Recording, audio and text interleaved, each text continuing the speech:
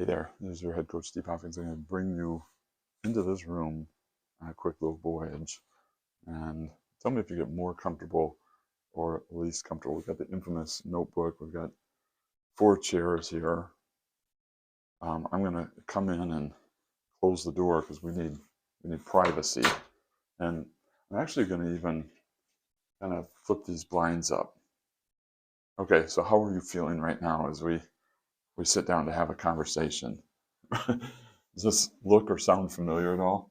I'm in a conference room that's reserved for one-on-one or maybe two-on-one or three-on-one conversations. And this room gets used a lot when we're dealing with conflict. We're sorting out problems and we have a connection that's gone bad, or maybe a performance discussion that deserves privacy because it could get challenging. Yeah. Well, what are we talking about? Well, again, Steve Hopkins, head coach for Jordan River Group, and we're going to spend just a couple minutes talking about conflict management. And I just want to share a few thoughts about what this is and why it's important. Why should we focus on this? And then maybe paint a little picture as far as what we can aspire to look like when we're performing really well in this, and some nudges, to clue us in when this is an opportunity. I'll leave you with a couple practice activities as well. Hopefully by then you'll be convinced that this is worth it. This is worth paying attention to, because what do we all do in regards to conflict management? I don't know about you, but I work really hard to avoid conflict.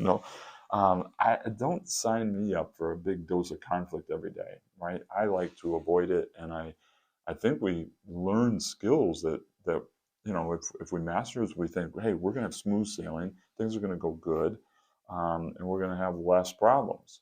And that becomes our mentality: avoid, eliminate. We do good, we shouldn't have them.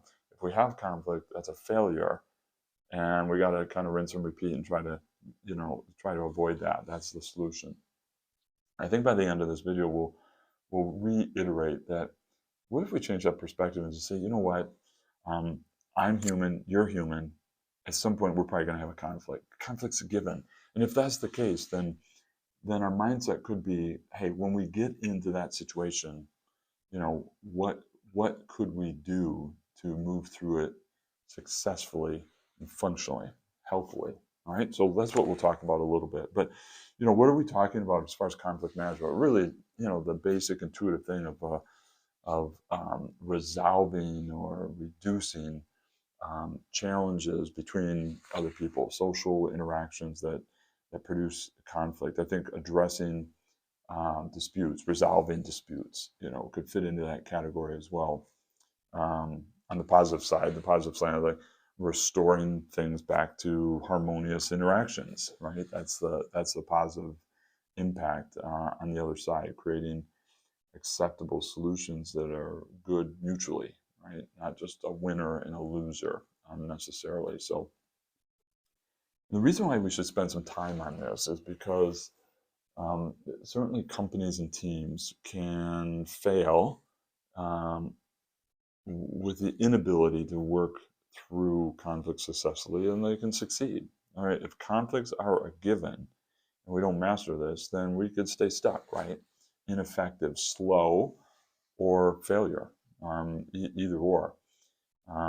Teams could reach an impasse. You ever been part of a team where it seems like we're just stuck in this spot and we're just full of conflict and nothing's moving forward? Nothing can get done. And that's an unfortunate place. And it happens with relationships, it happens with teams, it happens with companies sometimes. So that's really important. Um, because we're people, we have difficulties understanding each other, for one. So we could have conflicts there. And conflict management helps us be better at overcoming when those trips and falls happen with two people that normally can work well together. And I think the other thing is, here we are inside this room. We have a lot of performance conflicts, right? No one likes that conversation saying, I have to sit down with you because we're having a performance problem. And all of a sudden the room gets charged. What happens next is probably going to be determined by how much you've worked on this very skill. All right, so a conflict is given. Can we get prepared to master it and get through it successfully? That's the real question. All right. And let me leave one more framework for you so that we're thinking about things. Sometimes we think about, Steve, give me the answers for this conflict. Like, what should the answer be for this thing? And I invite you to kind of step away from that mindset, because who knows what tomorrow's going to bring, right? We're going to have a conflict tomorrow that's going to be different than any conflict we've ever had before. So this is not about the infinite number of answers for the infinite number of conflicts we have. Really, what this is about is, are there a couple skills that we can get better at to help, when we're in those conflicts, help the answers for that unique situation come forth and be actioned on successfully. Okay? Does that make sense? Let's try that a little bit. Well, let's take a quick second, though, and spot the opportunity to work on this. All right? And also maybe identify, what are we aspiring to become? All right? So when we see opportunities in people, in yourself and myself, for working on conflict management, things that often show up are things like inflexibility, all of a sudden not being able to compromise on something. Like, I'm dug in, and it's my way or the highway. There's a yes and a no, a black and a white. Unwilling to kind of find a common ground. These sorts of things become very, very dominant, right? And we can all of a sudden be demonstrating a lot of avoidance because we know over there is a hot spot, right? And so it's like, go around there and avoid that. And of course, there's work to be done over here. So now we're not doing that work because we're just avoiding the conflict. And we can get argumentative, sometimes even abrasive. I hate to use the word abusive, but we've seen all these things in our workplaces before, right? And so people that really struggle with conflict have these sorts of things show up. I've even seen people that kind of bend the other way. It's like really easily yield to somebody else's wishes just to get it over with. Just cave in and let's just move on. And we end up not picking the right solution because we don't want to have a healthy conversation and just work things out. All right. So all those things. Of course, the opposite is what we're aspiring to be, right? We can mediate, we can see conflict, and we'll get into it knowing that's an opportunity to grow and get past it so we can get back to work. So sometimes people strong in conflict management will be the helpers to jump in and say, let me help you and us get through this, okay? To do that, you really have to have the ability to at least see other people's point of view. Again, we don't have to compromise straight away. We don't have to just bend and flex and yield, but we have the ability to see other people's point of view really well. I think being cooperative, being collaborative, if it's the aspiration, then that's an outcome that we see demonstrated often. Right? Those things are really high performance indicators that we've got some good things going here. Okay, so we want to be that person on the team. We want to be that person as a leader, for our teams, for our company, for our departments. Right? You can practice this in your personal lives as easily as you can in your work life. So let's talk about a couple things we can do.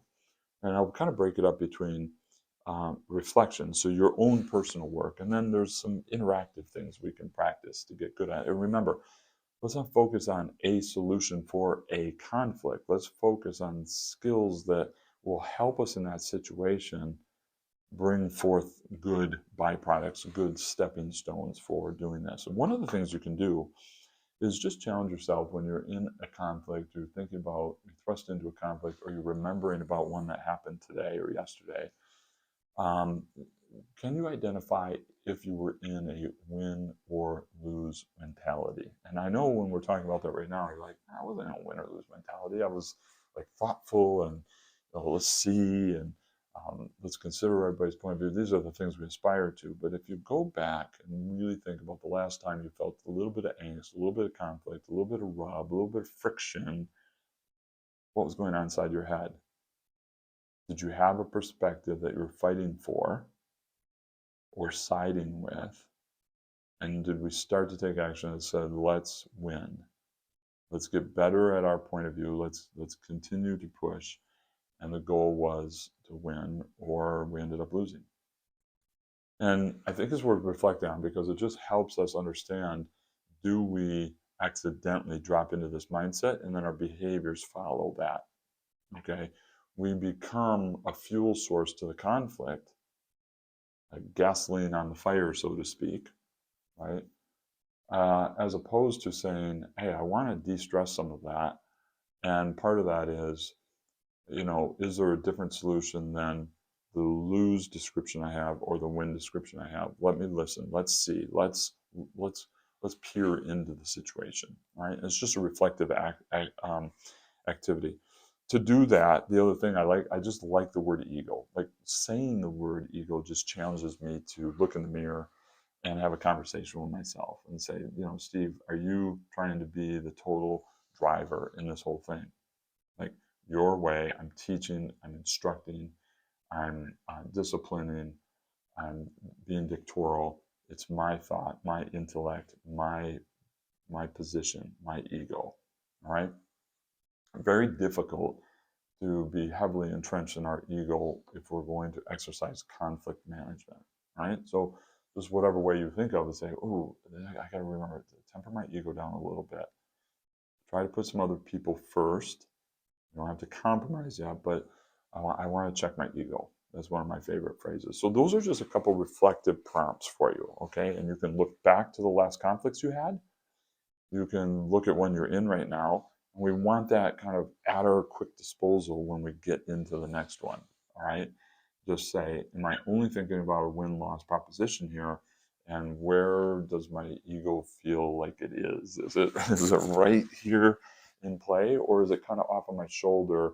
And I have control of it, and I'm having a conversation with it and keeping it intact. Okay, so so interaction. These are the fun things I like to do, and they really exercise the capability for the whole situation to go better. And the first one is just like when we teach influence and we teach negotiation, asking questions, asking questions, asking questions. Why? Because we want to learn and clearly understand. You have to really challenge your intention to that. Do I really want to understand the other person? We're in conflict, and I just reminded myself that I was kind of fighting for my thing. So I'm going to check my ego. I want to ask some questions. Why? So I can clearly understand. All right. And we get to the finish line after we ask a question and somebody responds with our answer if we can validate what we heard. We state it for them. Say, this is what I think I heard. Is that accurate? Yeah.